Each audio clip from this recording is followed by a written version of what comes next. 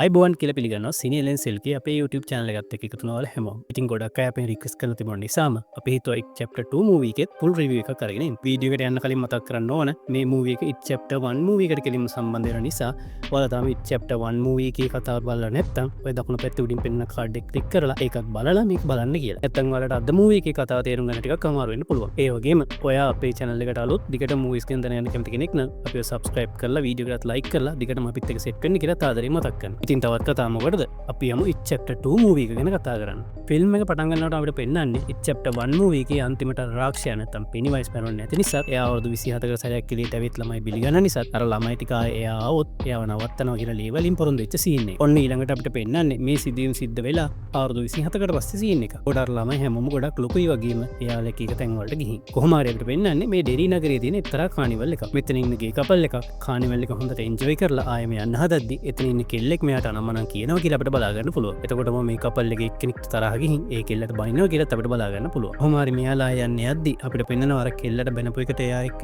පොල් සෙට් එකක් මේ දෙන්නට හොඳටම පහර දීලා එක්කෙනෙක්ව ගඟට දානවා කියලා. ඉතින් අර ගඟට වැටෙන කෙනා ගුටි කාපු හින්දා ටිකක් දුර්වල වෙලා තමයි. ඒ නිසාම වතුර පාරේ සැරත් එක්ක එයාට පීන ගන්න අමාරු වෙනවා. එතකොට එයා උදව් කරන්න කියලා ගෑගා. එතකොට මෙයා දකිනවා ගඟේ උරින්න ටිකක් අමුතු කෙනෙක්. ඉතින් මෙතනදී ඒ කෙනා මේ ගඟට වැටෙන කෙනාට අත දෙනවා ගොඩට. සමහර විට ඔයාලට පුළුවන් ඇති ඒ කෙනා කවුද කියලා ගෙස් කරන්න. ඔව් ඔයාලා හරියටම හරි. ඒ තමයි චැප්ටර් 1 මූවී එකේ ඉඳපු හොරර් කැරක්ටර් එක වෙච්ච විකට පිනුමත් වෙච්ච රාක්ෂයා තමයි පෙනිවයිස්. කොහොම හරි මේ ගඟට වැටිච්ච කෙනාගේ පාර්ට්නර් ගඟ පැත්තට ඉක්මනට එනවා යාට උදව් කරන්න. එතකොට එයා දකිනවා පෙනිවයිස් ගඟට වැටෙන කෙනාව අල්ලගෙන ඉන්න විදිය. ඔයාලට මතක ඇති ඉට් චැප්ටර් 1 එකේදී පෙනිවයිස් අල්ලගත්ත ළමයින්ට මොකද සිද්ධ වුනේ කියලා. ඉතින් ගොඩක් අවාසනාවන්ත විදියට මෙතෙන්දී අර පාර්ට්නර් බලාගෙන ඉද්දිම ගඟට වැටෙන කෙනා පෙනිවයිස් කාලා දාලා අතුපාට බැලුම් අතරින් නොපෙනී යනවා. කොහොම හරි ඊට පස්සේ මේ අනතුරට පත් වෙච්ච කෙනාගේ බොඩි එක පොලිසියෙන් හොයාගෙන මිනිස්සුන්ව දැනුවත් කරන්න පටන් ගනිද්දි ඒ ගැන දැනගන්නවා කෙනෙක්. ඒ තමයි මයික්. ඒ කියන්නේ ඉට් චැප්ටර් 1 එකේ ඉඳපු අර මස්ගොයිපලක වැඩ කරපු කොල්ලා තමයි මේ ලොකු වෙලා ඉන්නේ. ඉතින් මෙයා ඉක්මනටම මේ සිද්ධියම සිද්ධ වෙච්ච පාලම ළඟට යනවා කියලාත් අපිට බලා ගන්න පුළුවන්. එතකොට මයික් දකිනවා ඒ පාලමේ ලේවලින් කම් හෝම් දැන් ගෙදරාව කියලා ලියලා තියෙන්නේ. ඉතින් මේ සිද්ධ වෙච්ච දේවල් එක්ක මයික් තේරුම් ගන්නවා අර විකට රාක්ෂයා නැත්තම් පෙනිවයිස් අවුරුදු 27කට පස්සේ ආයෙම පලිගන්න ඇවිත් කියලා. ඔන්න දැන් තමයි ඉට් චැප්ටර් 2 කියන මූවී එක නැත්තම් පෙනිවයිස් රාක්ෂයා ගැන පැමිණීම ගැන මූවී එක හරියටම ස්ටාර්ට් වෙන්නේ කියලා අපිට බලා ගන්න පුළුවන්. කොහොම හරි අපිට ඊළඟට පෙන්නන්නේ ඉට් චැප්ටර් 1 එකේ මේන්ම කැරක්ටර් එකක් වෙච්ච බිල්ව. ඒ කියන්නේ ජෝජිගේ අයියා. ඉතින් මෙයාත් දැන් ගොඩක් ලොකුයි වගේම බිල් දැන් ගොඩක් ප්‍රසිද්ධ රයිටර් කෙනෙක් වෙනවා කියලාත් අපිට බලා ගන්න පුළුවන්. ඒ වගේම මෙයාගේ කතා වලින් ගොඩක් මූවිස් දැනටමත් හැදිලා තියෙනවා. ඉතින් මෙයා දවසක් ස්ටුඩියෝ එකේ ඇක්ට්‍රස් කෙනෙක් වෙච්ච මෙයාගේ වයිෆ් එක කතා කර කර ඉද්දි කෝල් එකක් ඇවිත් බිල් එළියට යනවා. එතකොට ඒ බිල්ට කෝල් කරන්නේ බිල් සෙට් එකේ පොඩි කාලේ යාළුවෙක් වෙච්ච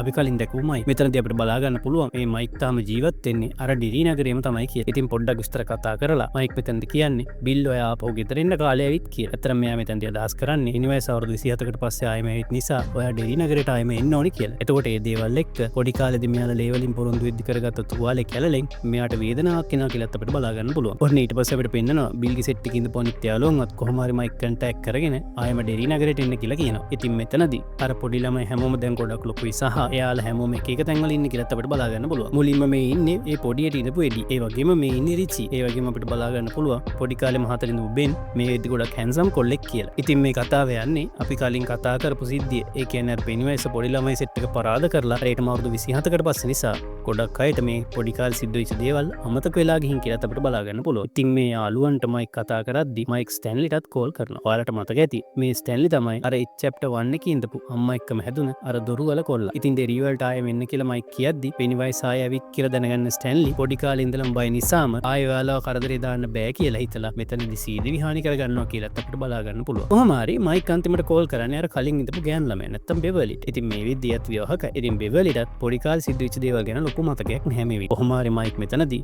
බෙවලිගේ අතේ තියෙන අර පොඩි කාලේ පොරොන්දු විද්‍යාව තුවාල කරගත්ත සලකුණ ගැනයි අනෙක් විස්තර හැමදේම ගැන කියන්නම් කියලා ආයෙ ඩෙරි වලට එන්න කියනවා. මෙතනදී මයික්ගේ කීම අහන බෙවලි ඩෙරි වලට යන්න හදද්දි ගොඩක් තද කෙනෙක් වෙච්ච එයාගේ හස්බන්ඩ් මට මයික් කියලා නමක් ඇහුණා. ඔයා මට හොරෙන් යන්න හදන්නේ කොල්ලෙක් හම්බෙන්න නේද කියලා එයාව නවත්තන්න හදනවා. ඉතින් හස්බන්ඩ්ගේ මේ හැසිරීම නිසාම පීඩනින් ඉඳපු බෙවලි හස්බන්ඩ් එක්ක රණ්ඩු වෙලා එයාට පහර දීලා කොහොම හරි ඩෙරි නගරයට යන්න පිටත් වෙනවා කියලාත් අපිට බලා ගන්න පුළුවන්. ඔන්න ඊළඟට අපිට තවත් කැරක්ටර් එකක් හඳුන්වලා දෙනවා. ඒ තමයි අර පොඩි කාලේ ළමයින්ට කරදර කරපු සෙට් එකේ නායකයා වෙච්ච බෝස්. ඉතින් බෝස් නම් දැන් වයසට යන්නත් පටන් අරන්. වගේම තව දෙයක් කියන්න ඕන. චැප්ටර් 1 මූවී එකේදී මයික් මේ බෝස් ලින්ද ඇතුළට තල්ලු කරත් එයා තාමත් ජීවත් වෙනවා. කොහොම හරි තාත්තා මරපෙකට පොලිසියට අහු වෙලා දඬුවම් විඳලා මේ වෙද්දි මානසික රෝහලක තමයි මේ බෝස් ඉන්නේ. ඉතින් කොහොම හරි එක උඩර වැටි දාලා පෙනිවයිස් ආයෙම බෝස් එයාගේ පැත්තට නම ගන්නවා කියලාත් අපිට බලා ගන්න පුළුවන්. කොහොම හරි මයික් කෝල් කරපු නිසා යාළුවෝ ටික හැමෝම ඩෙරි වල තියෙන රෙස්ටොරන්ට් එකේදී හම්බ වෙනවා කියලාත් අපිට බලා ගන්න පුළුවන්. මෙතනදී ආයෙම අවුරුදු 27කට පස්සේ මෙයාලා හම්බුන එක ගැන හැමෝම ගොඩක් සතුටු වෙනවා කියලා අපිට පේනවා. කොහොම හරි විස්තර කතා කරද්දි මයික් මෙතනදී කියන්නේ ඔයාලට කලින් සිද්ධ වුණ දේවල් ගොඩක් අමතක වුණත් එයාට නම් හැමදේම මතකයි. මොකද මම මේ ඩෙලි නගරයෙන් ගියේ නැහැ ටිකටම හිටියා කියලා. ඇත්තටම මෙතනදී මේ අනිත් හැමෝටම මයික් විස්තර කියලා එයාලගේ පරණ සිදුවීම් මතක් කරලා දෙනවා වගේම හැමෝම පොඩි කාලේදී පරාජය කරපු පෙනිවයිස් කියන රාක්ෂය ගැන මතකය අවදි වෙන්න පටන් ගන්නවා කියලාත් කොට බලා ගන්න පුළුවන්. ඊට පස්සේ මෙයාලා චිට් වලින් පොඩි සෙල්ලමක් කරද්දි අහම්බෙන් මේ චිට් වල තියෙන ස්ටැන්ලි ගැන ගියක් කියලා තේරුම් ගන්නවා. ඒ වගේම ස්ටැන්ලිට මොකක් හරි කරදරයක් කියලාත් මෙයාලට තේරෙන්න පටන් ගන්නවා. එකපාරටම මෙතන කැම ඩිෂ් වලින් එක එක විකාර රූප ටිකක් මෙයාලට විතරක් පේන්න පටන් ගන්න නිසා මෙයාලා බය වෙලා හොඳ පිස්සුවක් නටලා එතනින් යනවා. කොහොම හරි එතනින් එන රිචීට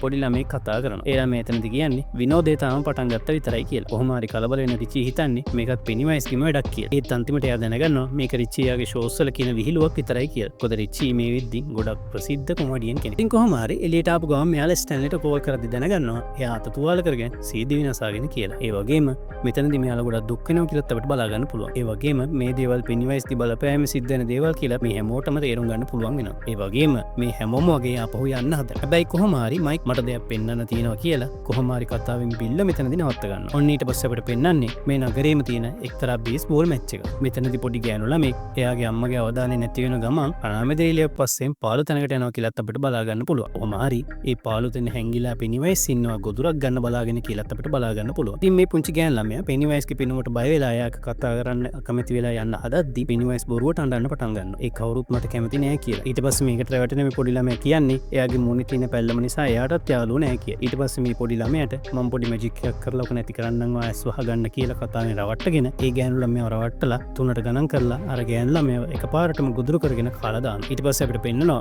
මයික් බිල් එකගෙන එයාගේ පුස්තකාලයට යනවා විශේෂ දෙයක් පෙන්වන්න. මොකද අවුරුදු 27ක්ම මේ නගරින් ඉඳපු මයික් පෙනිවයිස් ගැන ගොඩක් දේවල් ඔයාගෙන තියෙනවා වගේම එක ගෝත්‍රික සෙට් එකකකින් පෙනිවයිස් නවත්තන විදිහක් දැනගෙන තියෙනවා. ඒත් එකපාරටම මයික් මේක පෙන්වන්නේ නැතුව බිල්ට විශේෂ බෙහෙත් එකක් බොන්න දෙනවා. එතකොටම බිල් මත් වෙලා වගේ දෙයක් වෙනවා කියලාත් අපිට බලා ගන්න පුළුවන්. කොහොම හරි ඊට පස්සේ තමයි මයික් මේ ඔක්කොම විස්තර පැහැදිලි කරලා පෙනිවයිස් නවත්තන්න ඕන නම් එක යාගයක් කරන්න ඕන වගේම ඒකට පෙනිවයිස් ජීවත් වෙලා ඉන්න තැනට යන්න වෙනවා කියලාත් මෙතනදී කියන්නේ. ඒ වගේම මේ තේරුම් ගත්ත දේවල් බිල් සහ මයික් යාළුවෝ හැමෝටම පැහැදිලි කරලා මේ පෙනිවයිස් නවත්තන වැඩේට හැමෝම කැමති කරගන්න සමත් වෙනවා.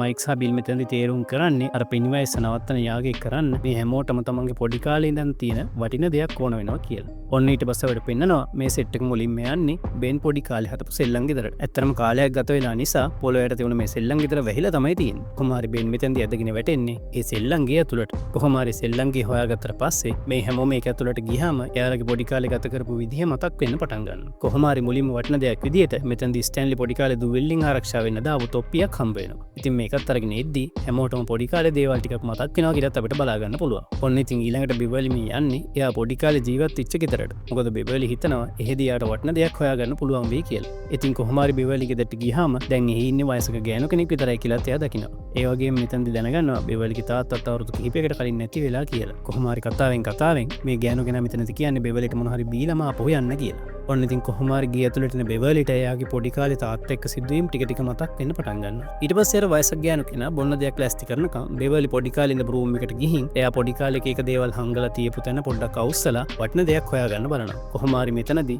බෙවර්ලිට පොඩි කාලේ බෙන් ලියපු කවිය හම්බ වෙනවා. හැබැයි බෙවර්ලි නම් තාම හිතාගෙන ඉන්නේ ඒක ලියලා තියෙන්නේ බිල් කියලා. කොහොම හරි ඊට පස්සේ එතනින් එළියට එන බෙවර්ලි අර වයසක ගෑනු කෙනා එක්ක ටිකක් කතා කර කර ඉද්දි එයා ටිකක් අමුතු කෙනෙක් කියලා තේරෙන්න පටන් ගන්නවා. කොහොම හරි මේ අමුතු හැසිරීම් ගැන හිතන ගමන් බෙවර්ලි එතන බිත්තියේ ඉල්ලලා තියෙන ෆොටෝස් බලද්දි දකින්නවා පෙනිවයිස්ගේ ෆොටෝ එකක. කොහොම හරි ටිකක් බය වෙන බෙවර්ලිට නම් ඊළඟට දකින්න හම්බෙන්නේ හිතපු නැති දෙයක්. අර වයසක ගෑනු කෙනා විකාර පෙනුමක් තියෙන භයානක අවතාරයක් වෙලා බෙවර්ලිව අල්ලගන්න බෙවර්ලිගේ පැත්තට දුවගෙන එනවා. කොහොම හරි ගෙදරම ඉඳපු පෙනිවයිස්ගේ අවතාරයකට බෙවර්ලි බය වෙනවා කියලාත් අපිට බලා ගන්න පුළුවන්. ඒත් කොහොම හරි අන්තිමට බෙවර්ලි එතනින් පැන ගන්න සමත් වෙනවා වගේම එයාට අවශ්‍ය දේවල් ටිකක් එතනින් හොයාගන්න. ඊට පස්සේ අපිට පෙන්නන්නේ රිචීව. එයා යන්නේ එයා පොඩි කාලේ ගේම් ප්ලේ කරපු ගේම් ආකේඩ් එකට. එතනදී එයා පොඩි කාලේ ලැජ්ජාවට පත් වෙච්ච එක්තරා සිද්ධියක් ගැන මතක් වෙනවා වගේම ගේම් ප්ලේ කරද්දී එයා පාවිච්චි කරපු පරණ ටෝකන් එකකුත් හම්බ වෙනවා. කොහොම හරි මෙතන පරණ මතකයන් එක්ක කලබල වෙන රිචී එයාගේ පොඩි කාලේ වගේම වර්තමානෙත් එක පාක් එකකට යනවා කියලා අපිට බලා ගන්න පුළුවන්. එතනදී වෙන එක විකාර නිසා මෙයා දැනගන්නවා පෙනිවයිස් අහල පහලම ඉන්නවා කියලා. කොහොම හරි පොඩි කාලේ විදියටම එක දේවල් වලට බය වෙන රිචී එකපාරටම දකින්නවා පෙනිවයිස්. මෙතනදී පෙනිවයිස් මං ඔයාගේ රහස ඔක්කොම දන්නවා කියලා බොහොම භයානක විදියට රිචීගේ පැත්තට එනවා. කොහොම හරි පොඩි කාලේ වගේම රිචි S2 වහගෙන මේ පේන දේවල් බොරුවක් කියලා කිව්වත් ටිකක් ශක්තිමත් වෙලා ඉන්න පෙනිවයිස් වර්තමානයේ නම් එතනම ඉඳලා රිචි පැත්තට දුවගෙන යනවා කියලා අපිට බලා ගන්න පුළුවන්. කොහොම හරි මෙතෙන්දි රිචි හොඳටම බය වුණත් එතනින් පැනලා දුවන්න සමත් වෙනවා. කොහොම හරි අපිට ඊළඟට පෙන්නන්නේ බිල්ව. එකපාරට මෙයා දකිනවා එයා පොඩි කාලේ පැදව බයිසිකලේ පරණ බඩු තියෙන ෂොප් එකක විකුණන්න තියෙනවා කියලා. කොහොම හරි බිල්ලේ කඩේ අයිති වයසක කෙනාට මේක එයාගේ බයිසිකලෙ කියලා කිව්වත් කඩේ අයිතිකාරයා නම් කීයටවත් බයිසිකලෙ නිකන් දෙන්න කැමති වෙන්නේ නැහැ. කොහොම හරි බිල් මෙතනදී ඒ ගාන ගෙවලා බයිසිකලෙත් අරගෙන ඒක පැදගෙන පොඩි කාලේ ජීවත් වුණ ගෙදර පැත්තට යන අපිට බලා ගන්න පුළුවන්. ඒ වගේම මෙතනදී එයාගේ පොඩි කාලේ සිදුවීම් ටික මතක් වෙන්න ගන්නවා කියලාත් අපිට බලා ගන්න පුළුවන්. ඊට පස්සේ බිල් දකිනවා පොඩි කාලේ යාගේ මල්ලේ නැත්තම් ජෝජි පෙනිවයිස් අල්ලගත්ත කානුවක් තියෙනවා කියලා. කොහොම හරි බිල් එතනට ලං වෙනවත් එක්කම බිල්ට ඇහෙනවා කානුව ඇතුලින් කෙනෙක් කතා කරනවා කියලා. ඒ කානුවට බිල බලන බිල් දකින්නේ පොඩි කාලේ මල්ලි එක්ක අන්තිමට අත බෝට්ටුවක් තියාගෙන ඉන්න එයාගේ මල්ලි ජෝජිව. ඇත්තටම මේකත් පෙනිවයිස්ගේ මායාවක් තමයි. කොහොම හරි බිල් මෙතනදි මල්ලිට එළියට එන්න අත දික් කරද්දි අත් ගොඩක් ඇවිත් බිල්වත් කානුව ඇතුලට ඇදලා ගන්න හැදුවත් ලොකු ෆයිට් එකක් දීලා බිල් මෙතනදි ගැලවෙන්න සමත් වෙනවා. කොහොම හරි ඊට පස්සේ බිල් දකින්නේ බිල් ජීවත් වුණ ගෙදර දැන් ජීවත් වෙන පොඩි ළමෙක්. එකපාරට මේ ළමයා පැත්තකට ඇදලා ගන්න බිල් කියන්නේ අර කානුවෙන් ටිකක් ඈත් වෙලා ඉන්න කියලා. ඒ වගේම ටිකක් කතා කරද්දි බිල් දැනගන්නවා මේ ළමයාටත් පෙනිවයිස්ගේ හඬ ඇහිලා තියෙනවා කියලා. ඒ කියන්නේ පෙනිවයිස්ගේ බලපෑම ඒ පොඩි ළමයාටත් තියෙනවා කියන එක. කොහොම හරි මෙතනදී කලබල වෙන බිල් මේ ළමයාට කියන්නේ ඔයා ඉක්මනට මේ නගරෙන් පිට වෙලා යන්න ඕන කියලා. කොහොම හරි මෙතනදී මේ කිසිම දෙයක් ගැන ID එකක් නැති මේ පොඩි ළමයා නම් බිල් දිහා බලන්නේ ටිකක් අමුතු විදියට. කොහොම හරි බිල්ට පිස්සු කියලා හිතන මේ පොඩි ළමයා මට අද රෑ කානිවල් එකට යන්න පරක්කු වෙනවා කියලා මෙතනදී යන්න යනවා. ඔන්න ඊළඟට අපිට පෙන්නන්නේ බෙන් යාගේ පොඩි කාලේ ඉස්කෝලේ ක්ලාස් රූම් එකට යන සීන් එකක්. ඊට පස්සේ පොඩි කාලේ සිද්ධීන් මතක් වෙන්න පටන් ගන්නවත් එක්කම පෙනිවයිස් එතනට කඩාපැන පිටත් මතක් වෙලා බෙන් පොඩ්ඩක් ගැස්සිලා යනවා. ඉතින් ඊට පස්සේ අපිට පෙන්නනවා බෙන් සහ බෙවලි කතා කර ඉන්න සීන් එක. මෙතනදී බෙන් දැනගන්නවා එයා පොඩි කාලේ ලියපු ලියුම බෙවලි හොයාගෙන වගේම එයා ඒකට කැමතියි කියලා. ඒ වගේම ඒක බිල් ලියපු එකක් කියලා තමයි බෙවලි හිතන් ඉන්නේ කියලාත් බෙන් දැනගත්තත් මෙතනදී බෙන් මුකුත් ඒ ගැන නොකිය ඉන්නවා. ඔන්න එතකොටම අපිට බලා ගන්න පුළුවන් හොඳටම බය වෙලා ඉන රිචි නම් මම මෙහෙන් යන්න යනවා කියලාගෙන උඩට යනවා. එතකොට මේ ඉදිත් තන්ට ඇවිත් රිචිගේ පස්සෙන් උඩට යනවා. කොහොම හරි මෙතනට එන බිල් බෙවලිගෙන් අහන්නේ මොකද හැමෝම කලබල වෙලා කියලා. එතනදී බෙවලි නම් කියන්නේ හැමෝම ටිකක් බය වෙලා ඉන්නේ මමත් ටිකක් බය වෙලා තමයි ඉන්නේ කියලා. කොහොම හරි මෙතනදී බෙවලිය පොඩ්ඩක් සංසුන් කරගන්න බිල්ට පුළුවන් වෙනවා. ඒ වගේම බෙවලිට එයාලගේ පොඩි කාලේ අමතක වෙලා තිබුණු සමහර සිදුවීම් මතක් වෙන්න පටන් ගන්නවා. ඒ වගේ මේ මතකයන් මෙතනදී පොඩ්ඩක් මෙයාලා අලුත් කරගන්න. කොහොම හරි පඩිපලේ ඉඳලා අද්භූත විදියට පහළට එන ස්කේට් බෝඩ් එකක් දකින්න බිල්ට එකපාරට මතක් වෙන්නේ අර කලින් දැකපු පොඩි ළමයා. ඉතින් ඒ ළමයා ගැන බය වෙන බිල් අනිත් අයට ඒ ගැන කියන්න වෙලාව ගත වෙන නිසා තනියම කානිවල් එකට දුවනවා. කොහොම හරි අපිට ඊළඟට පෙන්නනවා උඩ ඉන්න එඩියව මරන්න පිහියකුත් අරගෙන බෝවස් එනවා මානසික රෝහලෙන් පැනලා ඇවිත්. කොහොම හරි මෙතනදී එඩියට පුළුවන් වෙනවා බෝවස්ට තුවාලයක් කරලා එතනින් කොහොම හරි බේරෙන්න. ඔන්න ඊට පස්සේ බිල් තනියම යනවා අර කානිවල් එකට ළමයාව බේරගන්න හිතාගෙන. කොහොම හරි බිල් මෙතනදී පොඩි ළමයාව දකිනවා. ඒ වගේම එයාගේ පස්සෙන් එන බිල්ට එයා හොයාගන්න එක නම් මෙතනදී ලේසි වෙන්නේ නැහැ. කොහොම හරි බිල් ඒ ළමයාගේ පස්සෙන් යන්නේ හැමතැනම කණ්ණාඩි සෙට් කරපු රූම් එකකට. කොහොම හරි අර ළමයා බිල් හොයාගන්නවා වගේම එතන තව කෙනෙක් ඉන්නවා කියලාත් අපිට බලා ගන්න පුළුවන්.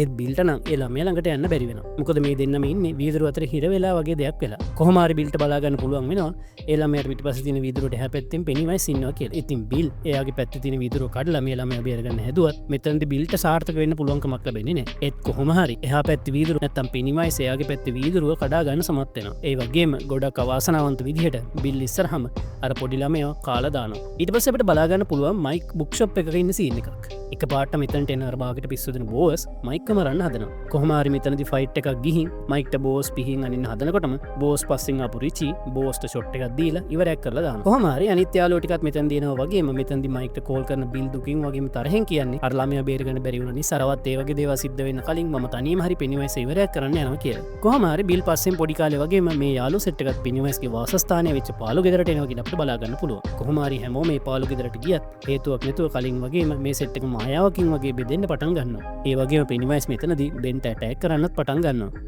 ඒ කියන්නේ බෙන්ගේ බඩ එකපාරටම තුවාල වෙන්න පටන් ගන්නවා කිසිම කෙනෙක් නැතුව. ඒත් එකපාරටම බෙවලි එතන තියෙන කණ්ණාඩියකින් දකිනවා. ඒක කරන්න වෙන කවුරුවත් නෙවෙයි පෙනිවයිස් කියලා. කොහොම හරි එකපාරටම බෙවලි යකඩයක් අරගෙන ඒ කණ්ණාඩිය කඩලා දානවත් එක්කම බෙන්ට හොඳ වෙනවා. ඒ කියන්නේ එයාලා මේ දැකලා තියෙන මායාවක් කියන එක. කොහොම හරි තවත් එක විකාර දේවල් ගොඩකට හැමෝම මුණ දෙන නිසා එඩි නම් ටිකක් ෂොක් වෙලා තමයි ඉන්නේ. ඒ වගේම හැමෝම මෙතනදී එඩිට කියන්නේ අපේ බය තමයි පෙනිවයිස්ගේ ශක්තිය වෙන්නේ. ඒ නිසා බය වෙන්න එපා කියලා. ඊට පස්සේ වතුර තියෙන උමම් මාර්ගයක් වගේ තැනකින් මෙයාලා පෙනිවයිස් ඉන්න තැන හොයාගෙන යන්න පටන් ගනිද්දි එකපාරටම බෙවලිට අවතාරයක් ඇටැක් කරලා වතුර ඇතුළට ඇදගෙන යනවා. එතකොට ෂොක් වෙලා ඉඳපු එඩි ඇරෙන්න අනිත් හැමෝගෙම එකමුතුව නිසා බෙවලිග මෙතනදී බේර ගන්න පුළුවන් වෙනවා. කොහොම හරි මෙතනින් බේරලා ආයම පෙනිවයිස් හොයන්න මෙයාලා යද්දි එඩි බය වෙලා විකාර කියවන්න පටන් ගත්තත් මෙතනදී රිචියාගේ හිත හදලා ආයම ගමනට එකතු කරගන්න. කොහොම හරි බෙවලි මෙතනදී යාගේ අතට අර යකඩ උල දීලා කියන්නේ ඔයා හිතුවොත් මේකෙන් යක්ෂයෙක් වුණත් මරන්න පුළුවන් කියලා. ඇත්තටම බෙවලි තෙන්දි කරන්නේ එඩිගේ හිත හයිය කරවන එක කියලා අපිට බලා ගන්න පුළුවන්.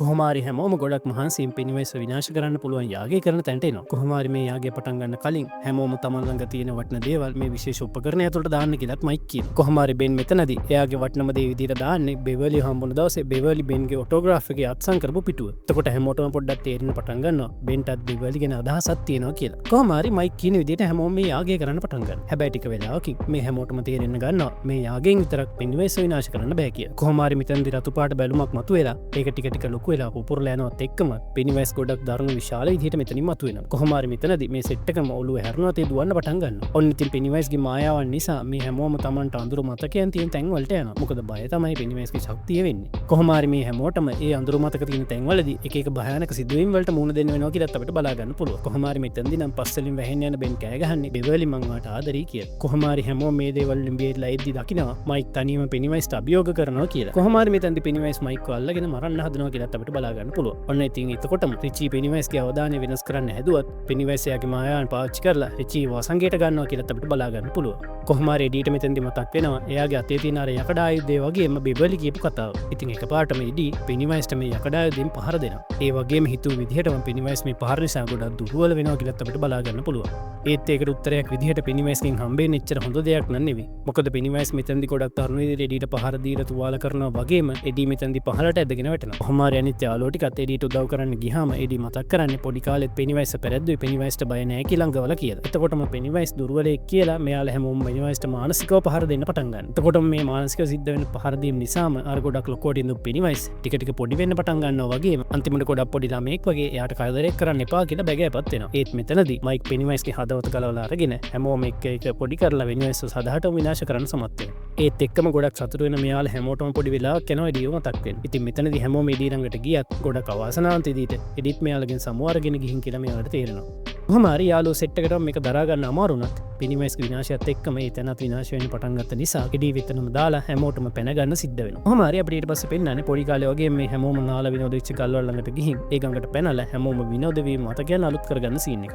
ඒත් එඩීගේ සමු ගැනීම ගැන රිචී නම් තාම ගොඩක් දුකින් තමයි ඉන්නේ. කොහොමාරි මේ හැමෝම රිචීව සංසුන් කරද්දී රිචීගේ කණ්ණාඩි දෙකත් වතුරට වැටෙනවා කියලා අපිට බලා ගන්න පුළුවන්. ඒ වගේම බෙවලි බෙන්ට යාගේ කැමැත්ත ප්‍රකාශ කරලා කිස් එකක් දෙනවා කියලා අපිට බලා ගන්න පුළුවන්. කොහොමාරි අපිට ඊළඟට පෙන්නන්නේ මේ සෙට් එක මෙයාලගේ ටවුන් එකේ ඇවිදින්න යන සීන් එක. එතකොටම අපිට බලා ගන්න පුළුවන් හැමෝගේම අත්වල තිබුණ පොඩි කාලේ පොරොන්දු වෙන තුවාල කරගත්ත සලකුණු මෙකිලා යනවා කියලා. ඒ කියන්නේ පිනිවයිස් සදාටම විනාශ වුණා කියන එක කියලා මෙයාලා තේරුම් ගන්නවා. ඒ වගේම මෙතන කඩේක තිබුණ කණ්ණාඩි මේ හැමෝම එයාලගේ පොඩි කාලේ ඉඳපු විදිය දකිනවා වගේම එයාලගෙන් සමුගත්ත යාළුවෝ දෙන්නත් එතන ඉන්නවා කියලා දකිනවා. කොහොමාරි අපිට ඊළඟට පෙන්නන්නේ මේ හැමෝම තමන්ගේ සුපුරුදු ජීවිත ගත කරනවා වගේම බෙන් සහ බෙවලි අලුත් සම්බන්ධය නිසා සතුටින් එකට ඉන්නවා කියලා. ඒ වගේම මයිකුත් වෙන පළාතකට ගිහින් පදිංචි වෙන පිටත් වෙලා යනවත් එක්කම මේ සුපිරිම මූවී එකේ අවසානයත් එතනින් සනිටුවන් වෙනවා. ඉතින් මේ සුපිරිම මූවී එක ගැන ඔයාලගේ අදහස් අපිට කමෙන්ට් කරලා කියන්නත් අමතක කරන්න එපා. ඒ වගේම ඔයා තාම අපිව සබ්ස්ක්‍රයිබ් කරලා නැත්නම් අපිව සබ්ස්ක්‍රයිබ් කරලා දිගටම අපිත් එක්ක සෙට් වෙන්න කියලාත් මතක් කරනවා. ඒ වගේම සිනේලෙන් සිල්කී මේ channel එක කරන මම මේ දවස්වල කැම්පස් එකේ වැඩත් ටිකක් අසනීපෙන් තමයි ඉන්නේ. ඒ නිසා වීඩියෝ එකේ තියෙන අඩුපාඩු වලට මම ඔයාලගෙන් සමාව ඉල්ලනවා. හැමෝටම සුබ දවසක්.